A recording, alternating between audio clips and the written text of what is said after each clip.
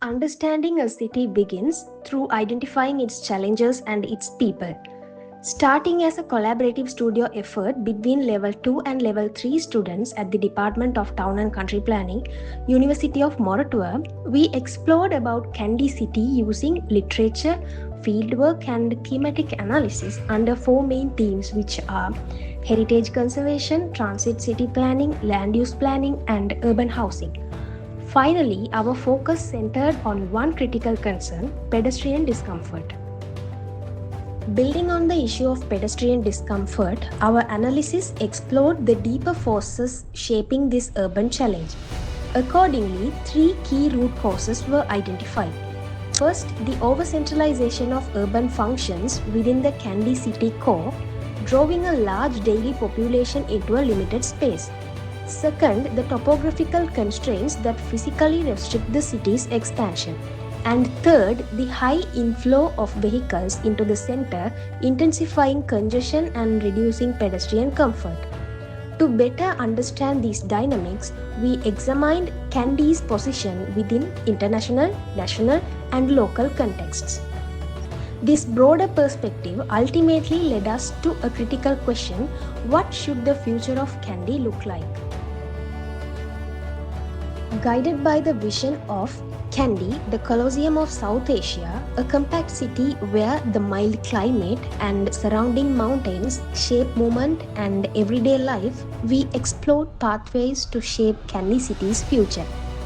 By evaluating four possible urban forms based on their strengths and limitations, the most sustainable and efficient option was selected to guide the city's future development. This decision ultimately paved the way to the spatial strategy for Kandy 2040.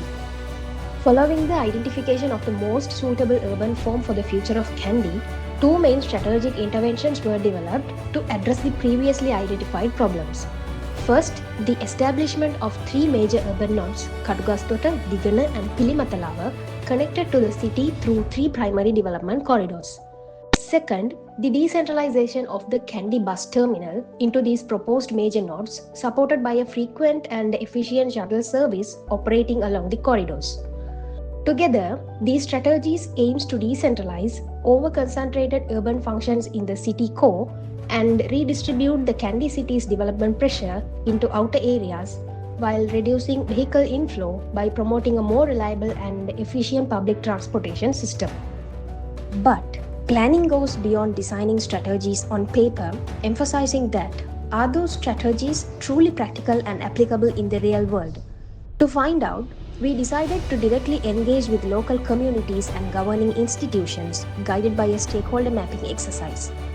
Students working under each thematic studio collaborated through group discussions to identify which stakeholders would be most relevant for this discussion. Then, through discussions with other groups, the stakeholder identification was refined and finalized in order to organize the agenda effectively. Once the relevant stakeholders were identified, then we prepared for consultation. Accordingly, to avoid conflicting viewpoints, two separate consultation formats were designed, where a formal meeting for government agencies while focus group discussions for the private sector. This approach enabled a more open, productive, and meaningful dialogue. With consultation formats being finalized, the next step was inviting stakeholders through emails and phone calls. Participation confirmations were obtained directly over the phone. To ensure meaningful engagement, workshop materials were carefully designed for each format.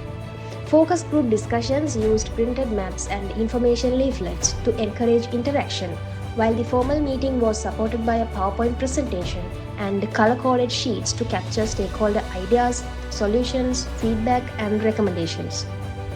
The formal consultation session was scheduled at the EL Senanayaka Auditorium in Kandy on March 6th at 10 a.m. Necessary arrangements, including refreshments and basic facilities, were provided there to create a comfortable and welcoming environment for open discussion. With everything in place, let's move to witness what were unfolded through these discussions. The 2.5 hours session began with a brief introduction, highlighting its purpose as a learning exercise to gather professional insights. Participants first shared their views on Kandy's key problems on the given sheets, followed by our presentation on the city's core problems, which were identified through our problem framing. After presenting our core problems, we compared them with stakeholder views. Interestingly, many participants highlighted visible issues while our study focused on uncovering the deeper structural problems behind them. This comparison emphasized the analytical depth of our study and our intention to address Kandy's challenges strategically rather than simply responding to surface level issues. Participants then proposed their solutions on the given sheets, followed by our strategic proposals. Finally, stakeholders were asked again to share their feedback on our proposed strategies on the provided sheets. These feedbacks helped us to evaluate the real world applicability and potential implementation challenges of our proposed strategies. After the presentation, session then moved into an interactive discussion where stakeholders shared valuable insights and recommendations, allowing us to identify both potential opportunities and practical challenges related to implementing our proposed strategies. The coordination among the students throughout the session was also remarkable.